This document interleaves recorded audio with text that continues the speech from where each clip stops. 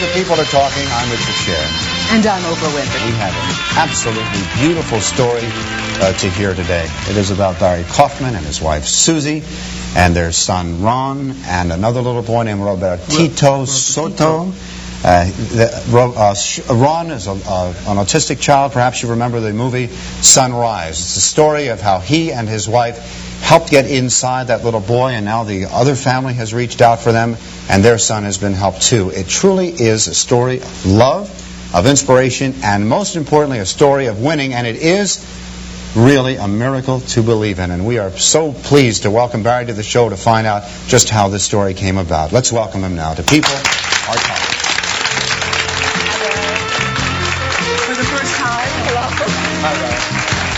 Have a seat. We are delighted to see you. Thank you for having me here. Tell us about your first miracle with your own child, Ron. Okay, we had a child who was diagnosed as incurably ill or hopelessly ill, something called autism. For people who might not know what that term means, it means a child who is basically totally withdrawn, a child who doesn't learn to speak and communicate, a child who sometimes seems deaf and blind, and also seems to develop a whole repertoire of self-stimulating behaviors like flapping his hands or flapping his arms or rocking. Well, this was our son. And when we went around looking for help, people said there was not much we could do. As a matter of fact, the few programs available had to do with electric shock and behavior modification techniques, tying children to the backs of chairs. When did you begin to know that you have this special child? I mean, when did the signs sort of make themselves known? I think they develop quite early. Normally prior to the first year of life, usually between the first and second year, you start to see things where a child doesn't look at you that often, seems to stare, doesn't seem to want to be held or want to be touched. When we realized our child was like that, and when we saw the kind of opportunities available, we decided that everything we saw went against the whole principle that we kind of live and teach, a way of loving and accepting a person, not disapproving of them and going against them. So rather than put him in an experimental program, most of which never had any great results, we decided, okay, we're going to try ourselves. We'll be with him ourselves. And the first thing that occurred to us, listen, if this little boy couldn't come to our world, we'll go to his world. We'll try to be with him on his terms. Was he not in your world at all? Tell us about him. Absolutely not. At that point. He would sit isolated by himself for hours. He would rock back and forth. He would spin every object that he could find. He would flap his fingers in front of his eyes. It was as if he was some sort of little Buddha. You know, somebody that somehow got to a place that maybe a lot of people spend 20 years trying to get to. But on the other hand, he was away from us. So what we did is we actually joined him in the rocking motions. We joined him where he was in his world. In 3 years, we worked 12 hours a day, 75 hours a week.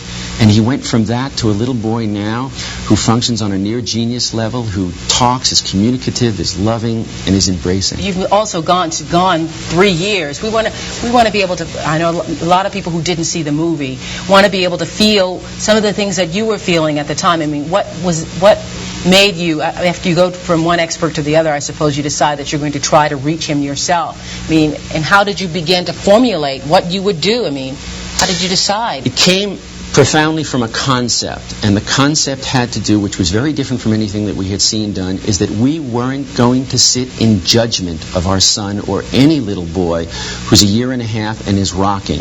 We somehow sensed in ourselves that he was, in his own fashion, doing the very best he could. And as a result of that realization, instead of like we've seen people tie children's hands to the sides of chairs to stop them from flapping, which in a way, if he's having so much difficulty being with us, why would you want to make it even more difficult? So we let him do the things that made him comfortable and said, okay, he's obviously okay where he is. We're the one who want to say hello. We're the one who want to say, hey, Raunchy, we really love you. So we decided we'd go to him. Oh, that's cute. You call it Raunchy. Raunchy, our little friend Raunchy. I remember the movie that there were so many periods of hope and then frustration and hope and frustration. Can you share some of that with us? You made some giant steps forward and then there were some giant steps backward too. Well, I think it took almost 8 weeks until we got the first eye contact that was meaningful, in the sense that he seemed to look at us and we seemed to look at him. It was with Susie. And how did that make you feel? Oh, it was just real special. But I think one of the most important things you said, disappointing. I don't think it was disappointing for us. A lot of times when professionals want to deal with children, they set goals. In other words, by this month he'll be at this point, by this month he'll be at that point. We didn't set any goals. We reaffirmed every morning that we worked with him that, hey, we wanted to be there. This was something that we wanted to do. So we didn't need him to move or grow from day to day. And so if he gave us something special like eye contact or let us touch him, that was a gift. And if he didn't, that was okay. Okay, let's make it clear to our audience. An autistic child, is an autistic child able to talk? Could he talk if he wanted to talk, or is just sort of in his own world? I believe, and this is my feeling, that basically it's a neurological damage. It takes place in the mind. I think it has to do with the question of bringing perception together with thoughts and being able to communicate. Some autistic children have learned to talk, but in minimal fashions, not to the extent where Ron came to. I want to show some pictures, and you can just continue. I'll just hold these up here, and we'll flip through those, and you can just tell us a little bit more about the work. You talked about all these hours that you spent. So many hours a day, 12 hours a day, and what a beautiful boy. Where did you get that time? Did you give up other work? And how do you survive as far as money is concerned? Okay, initially most of the work was done by Susie. Then ultimately we integrated our two daughters who were 4 and 7. They worked with us. Then we brought in another girl that worked with us. I ultimately participated not only in reviewing the program but in functioning. I had a business at the time. I gave it up because I decided this seemed more important to me. And subsequent to Ron's miraculous rebirth, we've now been working and teaching people and having the wonderful opportunity of trying to communicate by writing about it. So this is part of it. What would you do? Wake up in the morning, Susie would wake up in the morning and get Ron dressed and then say, lock yourself in the bathroom with him and spend the rest of the day there, or do whatever Ron would want to do? Absolutely, but I prefer not to use the word lock. She didn't lock herself in the bathroom. She went into the bathroom. We would use music. We would use movement. Therapy techniques. We would use ways of teaching him how to do various things, but it was always on his terms. For example, if there were 7 things in the room, whatever he gravitated towards was the beginning of the program. In effect, he became the teacher and we were the midwives. When he started to come out of his shell, out of himself, what was that like? Can you share that with us? The eye contact, I know it's a big step. If you could imagine, and with the new child, the Robertito Soto story, and Ron certainly was the same. If you could imagine having a little boy who's your son, who you care about, who you really love, and he's been with you for 1 year and 2 years, and he's never looked at you, never smiled, never really hugged you, never went to touch and cling to your hand, and suddenly one day you're working with him, and you haven't seen him look at you for 2 years, and suddenly he looks right into your eyes and he starts to smile. Well, it's like the most beautiful thing. It's like watching the universe open up in front of you.